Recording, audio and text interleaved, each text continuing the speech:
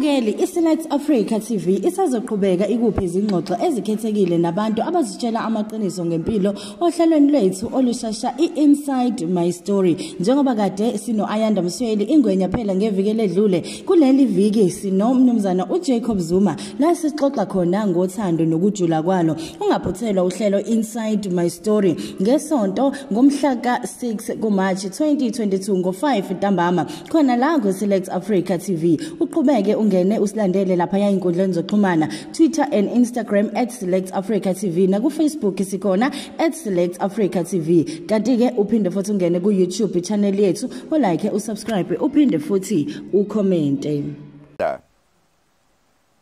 Into ke yayenzeka kuqala yenzeke kwaze kwasikhathi sethu mina nje ngakutshena uMakhumalo ngenkathi sengiqomile ngaqonywa intombi yakanzuza.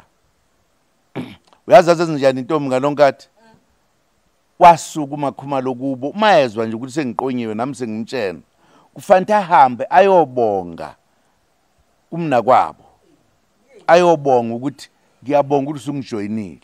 Wahambela ungambuza uyaphila namhlanje. Qobela kwakuyimpoqo noma kwakuyisukela nje impoqo kwakuyindlela ukuphiliswana ngayo. Yingakho phela wawuzwa kuthiwa khona amasoka ngoba uma umuntu eseyintombi kwakuye kuthiwe usafuna umuntu ongambona ukuthi angaba unkosikazi unelungelo lokuqonywa intombi noma ngabe zingaki. Uyayibona indaba njengoba uqonywa nje lezi intombi kudala kwakufanele bazazane zihloniphane futhi. Yingakho nje intombi yakho endala uma usuqonywa intombi yesibili sumisa iduku lesibili izosuka yona ayitsheni nawe suka nje kumna kwabithi ngifizela lapha kwena njengoba phela usuqomisoka lami ukuthi sazane ngizobonga bonga lokho kuxoxo kube mnandi bazane. Uma ngiqonywa yesithathu zizosuka zombili lezi zidudana ukuthi asiyobingelela ulokhuzana.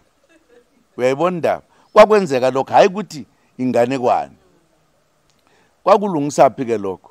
Yingakho zazazana ukuthi mdala lona wabo ngosibili lona ngoba ngesithathu. Uma sengibathatha bonke angikwazi ukuthatha usegcineni ngithatha lo bayazana bazomjabulela na ukuthi usethathiwe. Uma ngiphinda ngithatha lo bayazana futhi bazojabulela na bonke. Wawuthola ukuthi isithemba abantu bebevele bazana ngoba kwase kuyimpilo ukuthi awukwazi ukushiya umntwana lapha. Abantu baqala kwabuye ukuthi uma mhlawumbe ingane yabo ingasakwazi ukuthi ithola umuntu